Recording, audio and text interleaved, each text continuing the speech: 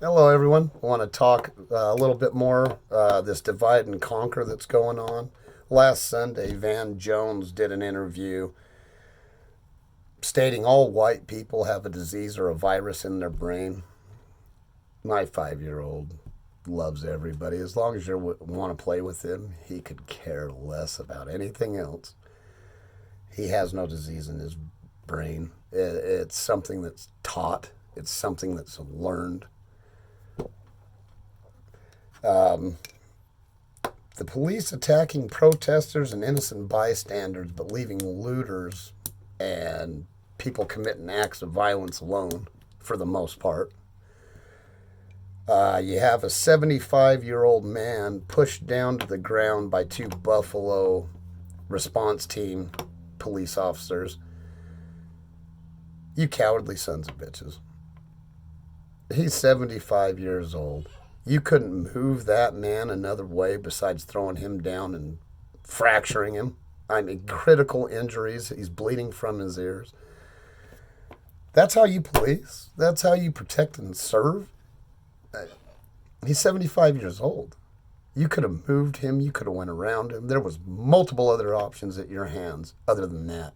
Now the rest of the Buffalo response team has resigned in protest and standing together with their two fellow officers. Well, good. If that's the type of policing you're going to support, you shouldn't be a police officer. And I'm not saying all police officers are bad. I think the vast majority is out there trying to support their family and put on the badge to protect and serve. I truly believe that. But there is this small percentage of picked on in high school, never going to happen again, so they take a position of power and abuse it. How is that right? How can you get to a situation where you have 17 prior incidents before a man dies? That is ridiculous. Every police department in this nation should have public oversight and public oversight with power to fire and charge. Then you don't get to 17 damn incidents before a man's dead. Whatever happened to the three-strike rule and you're out? If this guy would have been out at three strikes, no, everybody would still be alive. It's a joke. These Antifa punks. Great video of two Black Lives Matters. I believe it was in L.A. County. This Antifa punk starts breaking up the sidewalk to create things to throw and create chaos. And these two Black Lives Matters tackle him, rough him up a little bit, and turn him into the police. That's exactly what the hell should be happening. Don't let these guys change the narrative and turn it into something that it's not. The way you keep your voice is you stop these suckers in their place. You don't let them overtake your momentum. Don't let them convert the damn situation. Stop these guys where they stand. They're frickin' degenerates. They're staging, and I don't know who this is. Nobody can actually prove who this is, staging all these bricks in the protesters' paths. I believe it's Antifa. It's actually really kind of brilliant when you think about it. Hold on, buddy. I'm shooting a video. So it's really kind of brilliant the way they. All you have to do is have your bricks set up before along the path. You have one of your guys go grab the bricks and start dispersing them, handing them out. Another one of your guys throws the first brick and starts the chaos, and then you bounce.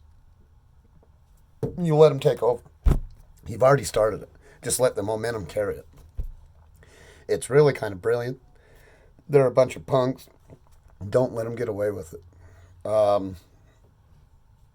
Who's bailing these Antifa punks out? There's all sorts of celebrities bailing out protesters, which I agree with, but some of these guys that you're bailing out are not protesters. There's reports on the AG in Missouri, Eric Schmidt, released a presser that the prosecutor in St. Louis, I believe, is releasing rioters. No bail, no nothing, just releasing them. Her name's Kim Gardner. What a joke. I mean, St. Louis just a few days ago had a shootout between looters, rioters, and the police officers. 4 police officers were injured. I don't believe we should be having killings or injuries or violence against either side. You meet violence with violence, and it creates more violence. It creates more animosity. I understand we're all frustrated and we're all angry and completely disgusted with the events that have occurred. George Floyd's name will go down in history as the man that changed the world. And you can feel how you want about this. I know I might make some people upset about this, but it's not just the black community that's disgusted and appalled at what occurred. And to me, that's the big change. In all these shootings, time after time, it's a handful of individuals and one community that's disgusted. This is different. This disgusted everybody, every community, nationality, race, gender, sexual orientation. It doesn't matter. It was a disgusting sight. It can never happen again. You have hands locked across the world. There's no divide. We're all disgusted. That's when you get movement. It truly horrible. Speaking on all the violence, all the violent acts, you can put any kind of violent video of anything going on and they don't get censored. But you have real doctors and MDs that are putting out videos on COVID, and they get censored and taken down when they're speaking from a base of knowledge. They had to do years of study to even get their degree, and then they've practiced. Most of them have practiced for years beyond that. So they're talking from a base of knowledge, but they get censored and taken down. You can show violence all day long, but you can't talk about treatments. What's going on there? That's a joke. Back to the Antifa punks hijacking pretty much the Floyd protests. It is really kind of brilliant. Like I say, I hate them, and they are frickin' degenerates, but they've actually gotten further than any other group, whether that be a racist group, whether that be an anti-government group, but they're smart. They can just blend into a crowd. They're anonymous. They start some chaos, and then they dip out and head to another area. Repeat. Something needs to happen about these guys. Yeah, they should be a target for everybody, especially the protesters, because they're twisting the narrative. They're screwing up the narrative. Everybody needs to keep the same anger, the same disgust and appallment on everything that's going on, and you need to keep it. And remember come November, because that's when you make them pay, is in the vote. Pay attention to your national, but your local community, your local government is where you make the change. If we can get the damn racist police officers, the chiefs, out of office. If you're not happy with your police chief in your community, vote them out. Make them fill you in November. And if the son of a bitch that you get coming in doesn't live up to what he said, you get him out. Our platform and where we make a change, a lasting change, is in the vote, is in our positions of power through our government. We're the ones that decide who goes in there.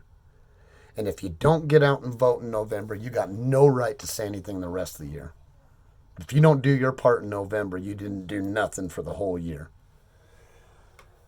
Regardless of how many protests you go to, and regardless of how much you march, how upset, how heartbroken you are about everything occurring, November's where you make a stand.